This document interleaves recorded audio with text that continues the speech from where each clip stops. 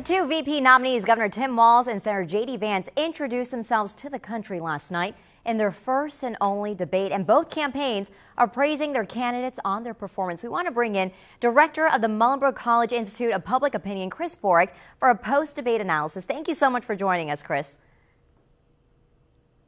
Yeah, so this certainly was a different debate, and I think there are layers to analyzing it. We've got the performance and also the context of what they said. Talk about your main takeaways, the strengths each candidate showed during the debate.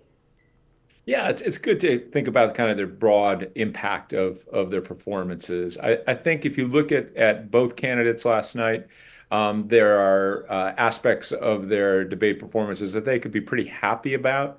I think that's particularly the case for Senator Vance. Senator Vance had, since being named the vice presidential nominee, struggled a few times with answering for past statements, past positions he's taken, and had a little bit of the luster taken off. I think last night, if you're in the Trump camp and the Republican camp, you saw the fairly polished, ardent voice for Trump's positions that you hoped for, and I think that was very well received within the Trump orbit.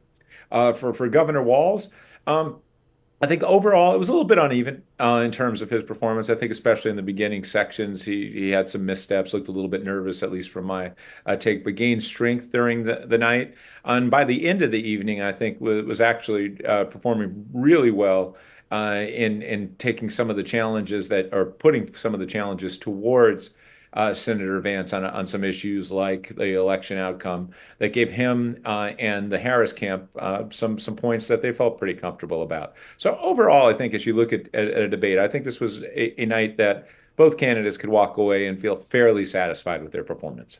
Yeah, and now for the weaknesses. Like you said, it was a tense and sometimes awkward 90 minutes where at times both, like you said, tried not to answer some tough questions. Tim Walz tried to skirt around about his visit to Hong Kong. He called himself a knucklehead for misspeaking. J.D. Vance didn't answer who won the 2020 election or claims to deport parents of U.S.-born children. What did you make about their responses, how they handled those questions in themselves?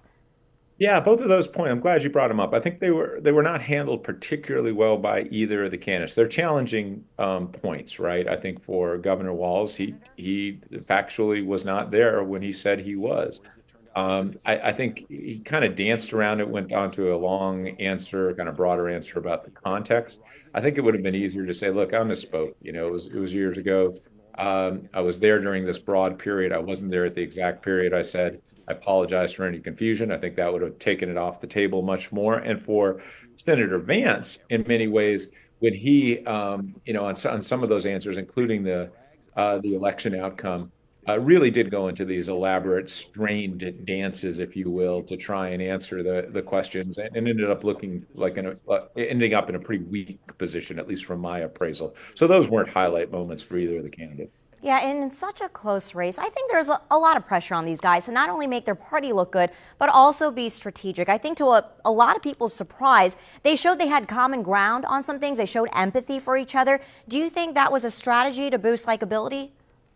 Yeah, I most certainly do. It was a distinct departure from a lot of the debates we see in contemporary times. I'm a pretty old guy, and I've watched a lot of debates and commented on debates. And it really did harken back to some other eras that I remember where there was general respect. Certainly, they were challenging to each other, but just to have candidates acknowledge each other's feelings and not necessarily give the worst motives to where their positions were was refreshing, and I think also strategically valuable. I think it puts a little bit more of a human face on these candidates. As I talked to people today around the Commonwealth, that was the thing that they said the most about when they heard or when they were asked about the debate. And I think it was both good from a broader discussion and also good for the candidates. Yeah, and neither Vance or Walz had national profiles before this point. They really had to show the country that, one, they're ready to counsel the president or even step into the main job if it's needed, but also toe the line of not overshadowing the actual nominee. Who do you think represented their party the best last night? Yeah, that's a great question. And I think they both largely did that. They are, as you said, they're playing seconds. The role of a second is a hard role that you have to support full-throated positions for your candidates and identify yourself as someone strong, but not necessarily someone that's overtaking or overshadowing the top of the ticket.